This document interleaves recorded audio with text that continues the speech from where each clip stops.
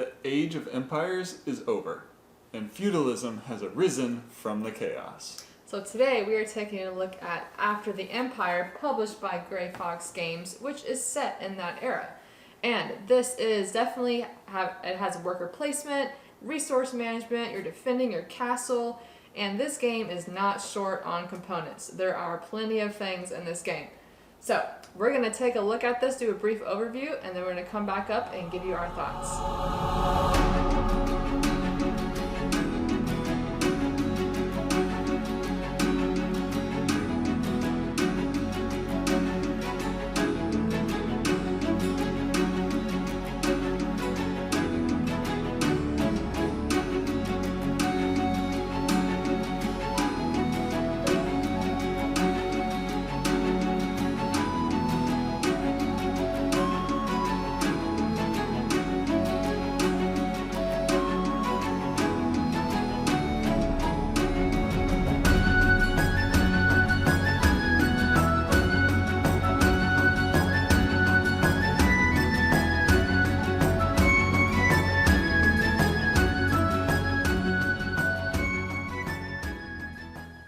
So for this overview, I'm not going to be going over every single rule, but the main rules so you kind of get the gist of how to play.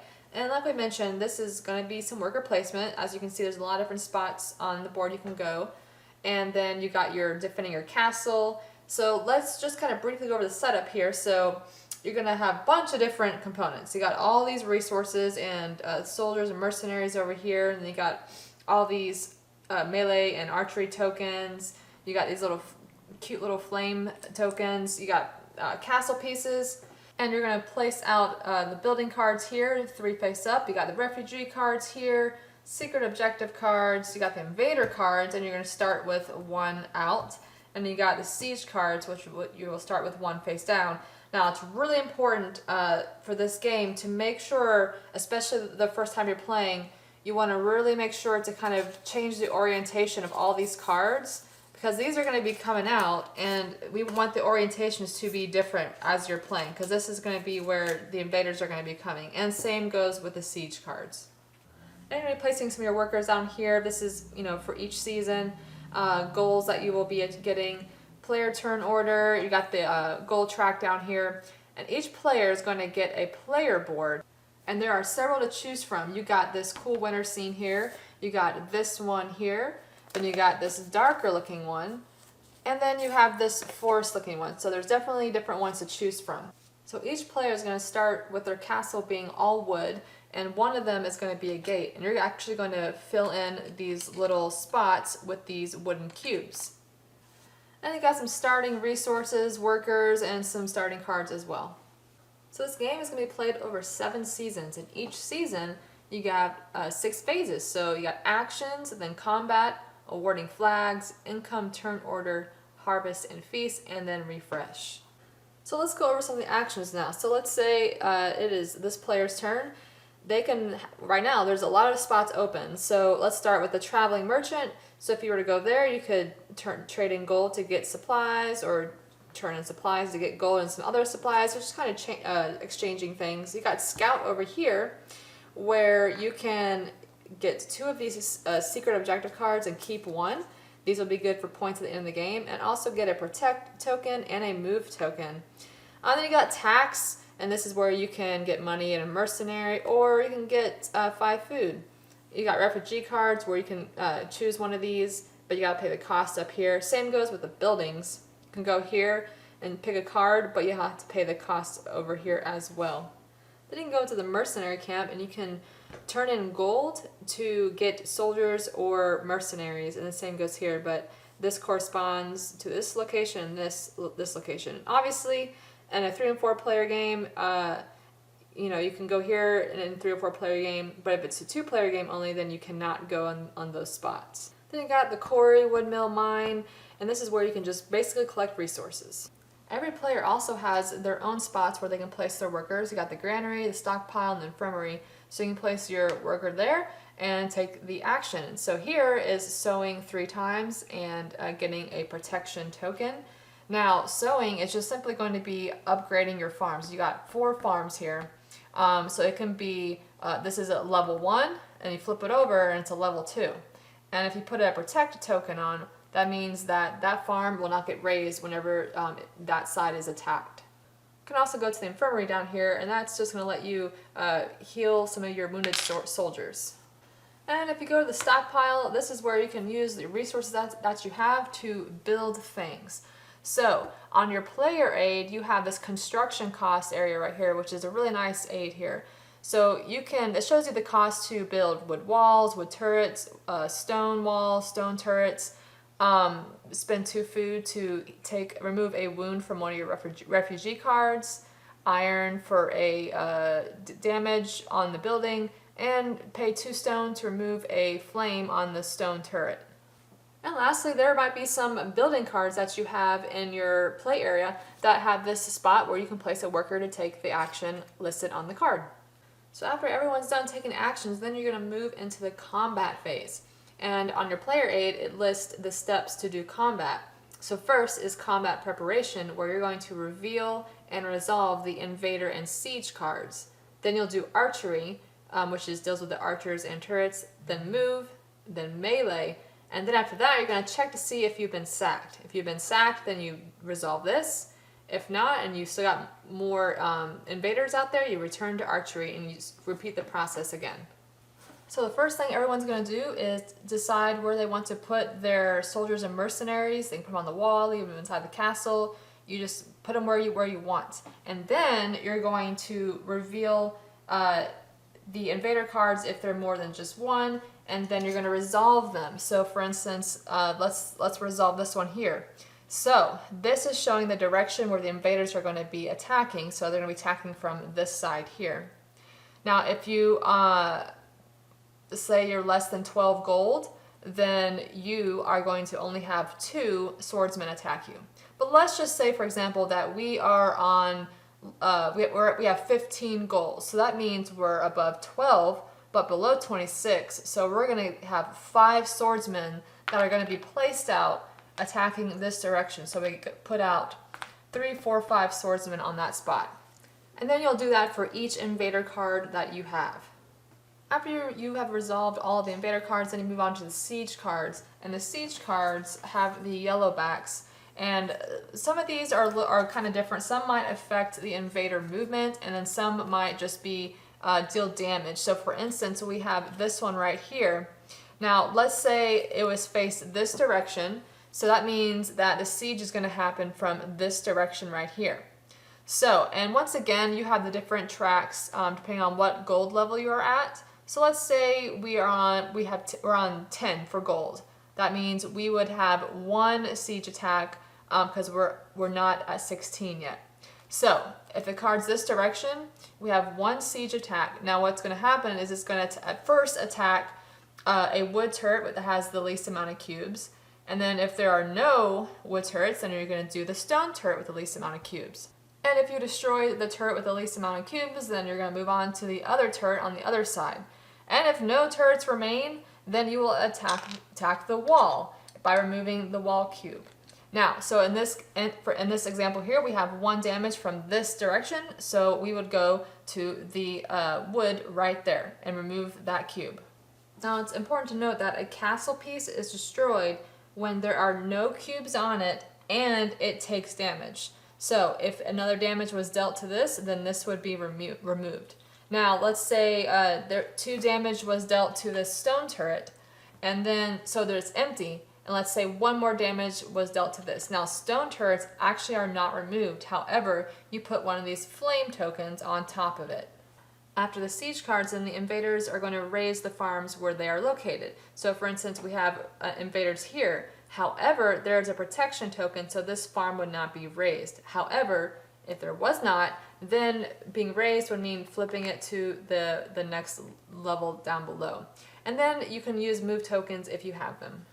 Alright, now so moving on to the archery portion of combat. So the archery portion actually is going to occur simultaneously. So what's going to happen is each troop on a wall is going to deal damage to invaders in the adjacent field. Each wood turret, which there isn't one on this side, but let's say there was one, it would deal 1 damage to invaders in the adjacent field. Stone turrets deal 2 damage, And then the archery invader, it deals 1 damage to troops on the adjacent wall. It's important to note, though, that a stone turret that has a flame on it cannot do damage during the archery phase. It has to be healed up before it can. So to resolve the archery, we have the archer kills 1, so the soldier is wounded, but that soldier also had dealt damage to the archer, so he's removed. Then you got 2 more guys that are going to deal damage to these 2 as well. Next is movement. This is where invaders might move into your castle, and this is where you can also move around your mercenaries and soldiers to different walls or inside of your castle. And next up, you got melee. This is where invaders on the outside of the castle are going to deal damage to the castle wall itself and possibly destroy it. And if there are invaders inside, then you're going to have a battle on the inside as well. Now, if you have no more invaders that are on your player board, in this case you have survived and you will move on to the next phase. Now, after the combat steps, if you happen to have invaders inside your castle with no soldiers or mercenaries inside the castle, then you've been sacked. Now, it's important to note that soldiers and mercenaries on the wall do not count toward the battle on the inside of the castle. So when you've been sacked, you're going to return mercenaries to the supply. Soldiers that you have are going to be wounded. Then you're going to put either damage tokens or wound tokens on your refugee and building cards. You're going to move your gold tracker down to, so you're going to lose gold. And then you're going to take 2 mercenaries and place them in your castle. And you're going to take a village worker. So he's going to pretty much give you an extra turn during the action phase. It is important to note, though, that if you've gone through all these steps and then you checked and you have not been sacked, but you still have invaders on your player board, then you're going to repeat the process, start from archery over again until you're either sacked or no longer have invaders on your player board. After combat's over, then you're going to award flags, and whoever has the most gold who has not been sacked will take the next flag that's available. Next is income turn order. You're going to be getting gold for how many castle pieces you have, but stone turrets with flames do not count. And then you're going to adjust player order depending on where you are at on the gold track. Next, you're going to do harvest and feast. So first, you're going to produce food for how much you have on your farm. So we got 1, 2, 3, 4, 5. So this player would get 5 food for that. But then you have to feed your soldiers. So let's say this player had, let's say this player had 6 soldiers, then you have to pay 6 food to feed them. And for each soldier you cannot feed, you're going to go down on the gold track by 1. Then you're going to refresh everything. You're going to be putting out new cards, moving up the season. The important thing is you're going to move up this threat tracker here. And that is pretty much saying that every player has a minimum of this amount of gold. And that's going to be applicable for these invader cards. And depending on what season you are, will determine how many invader cards you might put out in these spots. So once you've got to the end of the game, which is 7 seasons, then you're going to tally up your score. So you're going to add to where you're currently at on the gold. You're going to add amounts that might be on your building cards, in the upper right hand corner, refugee cards, flag tokens. You're going to add those up as well. You're going to get 1 point or 1 gold for each active farm. So a farm that is not raised. And lastly, you're going to look at everybody's secret objectives and score those as well. And whoever has the most gold is the winner.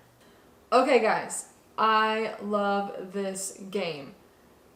I don't even know where to start because I really like it a lot. There's so many things about this game I like. So I guess I'll just start with the aesthetic. I absolutely love the art in this game. I mean, this box cover is so cool. It just draws me in. It's so cool, guys. It's pretty sweet. Yeah. And then the art on the cards is good. I love the player boards, different colors. It's really, really gorgeous. The actual main board, vibrant colors, really beautiful, and it has detail where really you got detail, all kinds of soldiers on the background. Yeah. Yeah. Okay. Oh my gosh, yeah, that's awesome. And then you have the component factor. I'm getting all worked up because I'm really excited. I love it's awesome. So obviously you're building your castle and you got the turrets you put on the corners. Oh my gosh, guys, this is just so much fun. I just really like it. What? Well, okay. I'll stop for a second. What? How do you feel about this game? Well, this type of game, it's got worker placement, which is one mechanism that I do enjoy, and it was just kind of checking off a lot of the boxes for me. Now, I have been quite successful in this game so far, and I've done really, really well at this point. So that's also one factor that's probably helping me a little bit. But I really enjoy, for me, my key part to what I think is the best strategy for me anyway was trying to build up a really strong castle. And that was kind of the strategy I tried to implement throughout the game. There are other strategies that you can take. We played with somebody else who tried a completely different strategy, ended up with literally like two pieces of his castle left over at the end. It was really. I took a picture because it was so sad. There was just like two turrets or like two stone turrets or something out there, and the castle was demolished. Yeah. But he was way ahead until the final round of scoring, and so it was a good strategy. But at the end, because I had built up points kind of gradually along the way, and he had lost a lot of points because of some certain factors, then I ended up being able to overtake him. Yeah, I ended up being able to overtake him. But it was really close. So it was interesting to see the different strategies because you had a couple building cards and refugee cards, just a couple. Mm-hmm. But the friend we played with, he focused on getting a lot of building cards, refugee cards. He wanted to try that strategy. Well, my focus was on building, my stone and wood and iron up so that I could then put my pieces together on the board and build up that stronger castle. Yeah, so it's definitely interesting because it was completely two different strategies and both worked well. I lost that game, but it doesn't matter about this because I have so much fun playing this game. It's a lot of fun. I mean, the worker placement part is pretty standard. I mean, nothing really new about the worker placement. You're placing stuff out, but there's a lot of nice locations to go to. But it's a lot of fun, preparing for the invaders and the siege cards because you're not sure where they're going to be attacking from. And that's what I love about this. It's so fun when fun. Fun is definitely an interesting word here. Yeah, it's fun gameplay, but at the same time, it was funny because we're all playing against each other, but sometimes when the invader cards were being revealed, it felt like we were all on the same side because we're like, oh no, they're coming from that side. Because sometimes, no matter how well you shuffle, sometimes they're all literally coming from one direction, and it's like not this all the total. time. But I mean, when you have 4 cards out, yeah, sometimes you might have multiple that happen to be the same direction, and just, so yeah, it's interesting trying to, kind of make sure you're building up on all sides because you don't know where they're coming from. And then you have the siege cards, which, can demolish your turrets, and you have the archers, which can shoot up on the wall. Oh, guys, this game is fun. This is a lot of fun. Anything else? Anything else you feel about this game? No, I think it was just it checked off a lot of boxes. It was fun to play, and you don't really know until the last round who's gonna win because if you're further up on the gold track, you are potentially going to be attacked harder. Because of the invader cards and what level you're at, that determines how much of that attack that you're going to receive. So there's kind of this balance of trying to be ahead, but not too far ahead because then you can get some serious damage done to you. So. Yeah, unless you have just an amazing defense. I mean, like what I would build. Yeah, and then you also have the secret objectives. Which toward the end we started going to the scout location more, and I got some secret objectives. So there's always that too. But so guys, we really like this game. Couldn't recommend it more, especially if you like defending your castle and some worker placement and games with amazing components. Then you guys should definitely check this one out because. I love this game. It's so good. It's so good. So, I think that's going to wrap up our thoughts. Yep. So, if you enjoyed the video today, go and click that like button. And if you want to help us out, go ahead and hit that subscribe button as well. And guys, thanks for watching. And until next time, adios. See ya.